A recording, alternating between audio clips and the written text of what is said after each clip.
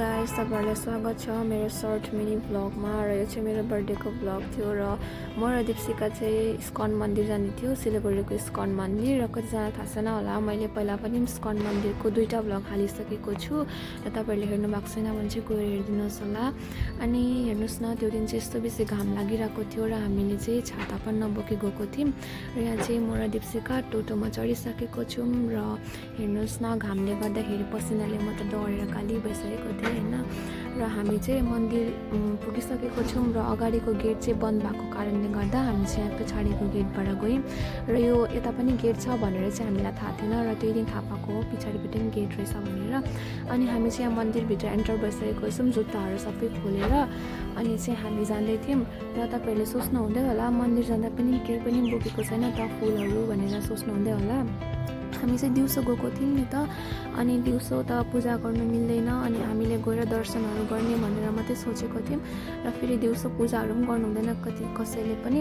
अनि चाहिँ मन्दिरभित्र एन्टर भइसकेको थियौँ। हेर्नुहोस् त, मान्छेहरू पनि त्यति बेसी छैन। इस्कन मन्दिरमा मान्छे बेसी हुनु भनेको चाहिँ बिहान र बेलुका मात्रै हो।